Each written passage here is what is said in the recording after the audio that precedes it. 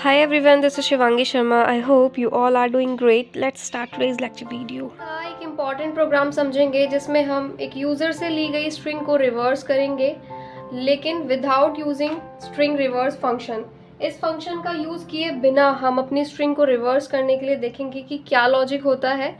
अब सबसे पहले इस प्रोग्राम में हमने हेडर फाइल लिखी है stdio.h, इसके बाद string.h भी हमने लिखा है। अब आपका ये क्वेश्चन हो सकता है कि जब हम स्ट्रिंग रिवर्स फंक्शन का ही यूज़ नहीं कर रहे तो हम ये हेडर फाइल क्यों यहाँ पे डिक्लेयर कर रहे हैं, क्योंकि इसके अलावा हम एक और फंक्शन यूज़ कर रहे हैं स्ट्रिंग लेंथ का, और ये फंक्शन का प्रोटोटाइप इसी हेडर फाइल में डिक्लेयर है, तो हमें ये लिखना ज़रूरी है। इसके बाद मेन सेक्शन में आए और हमने यहाँ पे दो स्ट्रिंग को डिक्लेयर करा, एक ए स्ट्रिंग और दूसरी बी स्ट्रिंग। क्योंकि ये स्ट्रिंग है तो ये कैरेक्टर टाइप ही होगी। इसके बाद हमने दो वेरिएबल डिक्लेयर करे इंटीजर टाइप, जिसका यूज़ हम अपने लूप में करेंगे। इसके बाद हमने प्रिंटफ स्टेटमेंट से कहा कि हमें डिस्प्ले करके दे एंटर स्ट्रिंग, तो हमें आउटपुट स्क्रीन पर ये प्रिंट होकर मिलेगा। अब यूज़र से वो स्ट्रिंग इनपुट लेने के लिए हमने यहाँ पे एक फंक्शन यूज़ करा है गेटस। हमने पहले फॉर्मेटेड और अनफॉर्मेटेड फंक्शन में पढ़ा था गेटस फंक्शन के बारे में। अगर हम यहाँ पे एक सिंगल कैरेक्टर को इनपुट ले रहे होते तो हम स्कैनएफ का यूज़ करते, बट यहाँ पे हमने स्कैनएफ का यूज़ ना करके गेटस का यूज़ किया है, क्योंकि हम कलेक्शन ऑफ कैरेक्टर्स को इनपुट ले रहे हैं। तो यहाँ पे गेटस फंक्शन की हेल्प से हम यूज़र से वो स्ट्रिंग इनपुट ले पाएंगे। अब सपोज दैट कि मैंने कोई स्ट्रिंग इनपुट ली जिसमें मैंने वो नाम रखा शिव। अब मेमोरी में ये स्ट्रिंग किस तरीके से स्टोर होगी, मेमोरी में ये कुछ इस तरीके से स्टोर होगी। इसका साइज होगा 0 1 2 3 4। ये हमारी ए स्ट्रिंग है। अब ये जो बी स्ट्रिंग हमने यहाँ पर डिक्लेयर करी है ये अभी एम्प्टी है। हमने यहाँ पे फोर लूप में लिखा है i is equals to string length of a -1। यहाँ पे हमने यूज करा है स्ट्रिंग लेंथ फंक्शन का। ए वाली स्ट्रिंग की लेंथ को फाइंड आउट करने के लिए ये फंक्शन यूज किया है। तो इस स्ट्रिंग की लेंथ कितनी है, इस स्ट्रिंग की लेंथ है 4, लेकिन हमने i में क्या स्टोर करा है, स्ट्रिंग की जो लेंथ है -1।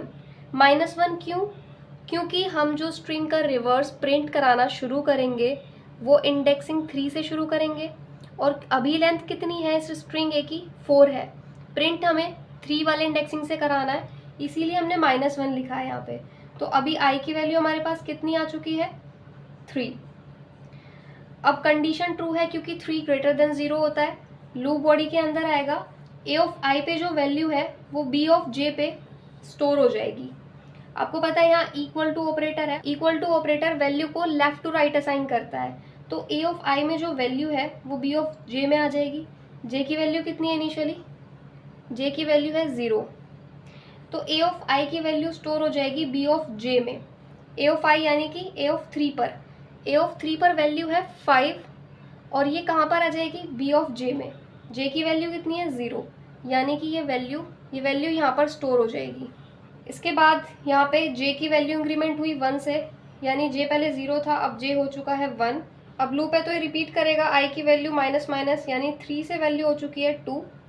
लूप बॉडी के अंदर आएगा और a ऑफ 2 पे जो वैल्यू है यानी कि i, वो कहाँ स्टोर हो जाएगी, b ऑफ j में। b ऑफ j में यानी कि यहाँ पर। इसके बाद j की वैल्यू इंक्रीमेंट हुई 1 से 2, वापस गया ऊपर, i की वैल्यू को करा 2 से 1, 1 लेस देन 0, 1 ग्रेटर देन 0 होता है, अभी भी कंडीशन ट्रू है। तो a ऑफ 1 में जो वैल्यू है यानी कि ये, वो स्टोर हो जाएगी कहाँ, b ऑफ j में। j की वैल्यू कितनी है 2, यानी कि यहाँ पर h स्टोर हो जाएगा। इसके बाद j की वैल्यू इंक्रीमेंट होगी 2 से 3, वापस से ऊपर जाएगा और i की वैल्यू को डिक्रीमेंट कर देगा 1 से 0। i की वैल्यू 0 करने पर चेक करेगा कंडीशन 0 मैंने यहाँ पर इक्वल्स टू का साइन नहीं लगाया, ग्रेटर देन इक्वल्स टू 0 आना है। यानी अगर i की वैल्यू 0 या 0 से बड़ी है तो लूप बॉडी के अंदर आएगा। तो 0 इक्वल्स टू 0 होता है, कंडीशन ट्रू है, लूप बॉडी के अंदर आएगा। a ऑफ 0 में जो वैल्यू है यानी कि ये, वो कहाँ पे स्टोर हो जाएगी, b ऑफ j में। j की वैल्यू है 3, तो यहाँ पर स्टोर हो जाएगा s। j की वैल्यू को इंक्रीमेंट करेगा 3 से 4, 0 से -1। अब कंडीशन फॉल्स हो जाएगी, तो अब ये लूप बॉडी से बिल्कुल बाहर जाएगा। अब लूप बॉडी से बाहर आने के बाद बी ऑफ जे पे स्टोर करा देगा /0 को। जे की वैल्यू 4 है, यानी कि यहाँ पर 4 पे स्टोर हो जाएगा /0। अब इस स्ट्रिंग को प्रिंट कराने के लिए हमने प्रिंटफ फंक्शन का यूज़ करा और ये स्टोर हो जाएगी बी में। रिटर्न 0 से वापस आएंगे। अब इस स्ट्रिंग को रिवर्स कराने का दूसरा टेक्निक ये था कि हम स्ट्रिंग रिवर्स फंक्शन का यूज़ कर लें। बट एग्ज़ाम में हमसे क्वेश्चन इस तरीके से पूछा जा सकता है कि हमें एक दी गई स्ट्रिंग को रिवर्स करना है without using string reverse function, तो उसका कोड कुछ इस तरीके से होगा।